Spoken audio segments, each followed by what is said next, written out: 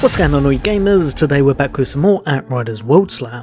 What we're covering today is the Apocalypse tiers, what it all means, and why you're going to be wanting to get your hands on those new Apocalypse weapons, and of course armour. So if that interests you, then stay tuned. That's coming up next.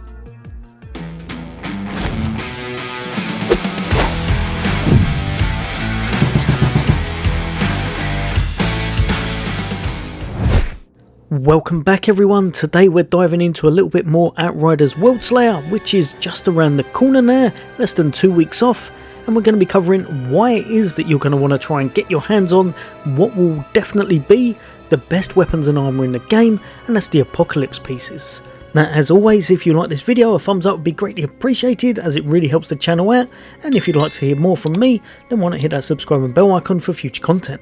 Now, if you've seen any of my other videos, you'll know there'll be a lot of adjustments come in, a lot of buffs, nerfs, changes in general to mods and such, but the main thing you're going to want to know is that grabbing up those Apocalypse pieces now is going to be your endgame, because those are the pieces that are going to be rolling with free mod slots on them, making them the most powerful piece of gear in the game.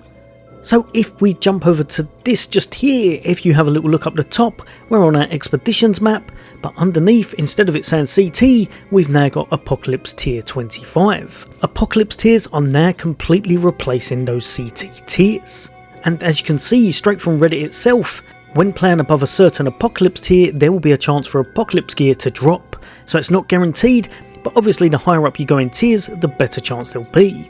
These Apocalypse gear pieces are special variants of epic and legendary gear pieces in the game that now have free mod slots on them, and can currently only be obtained through drops. You can identify Apocalypse gear by a special icon when hovering over it.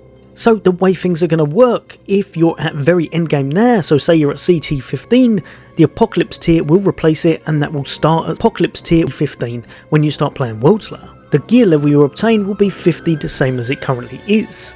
That will go up each level until you reach maximum, which is Apocalypse tier 40, and you'll be able to receive the highest pieces of gear items, and that's at level 75.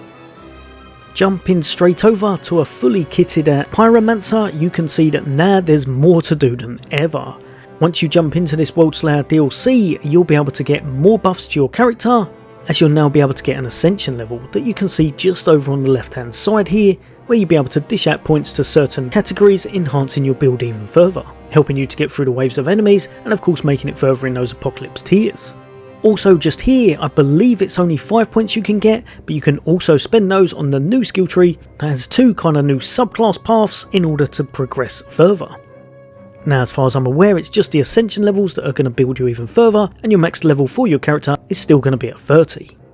Like I said, as you make your way through the game and you're progressing through those Apocalypse levels, you're going to have a chance to get those really nice gear drops of the Apocalypse variants.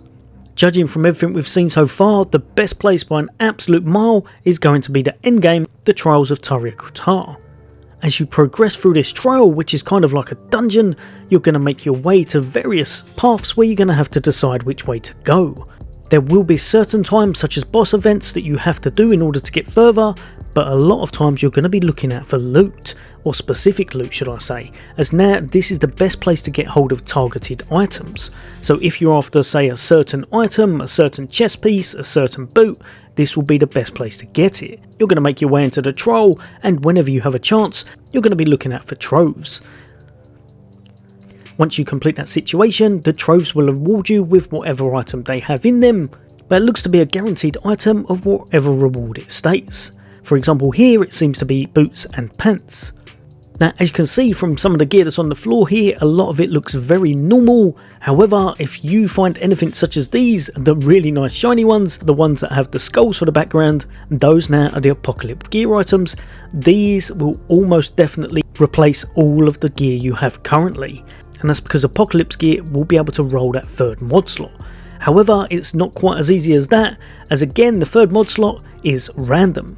So sometimes you may get an absolutely amazing tier 3, sometimes it may be a tier 1, it's all down to a bit of RNG. So definitely a lot of hours to invest if you'd want to try and obtain those god roll items.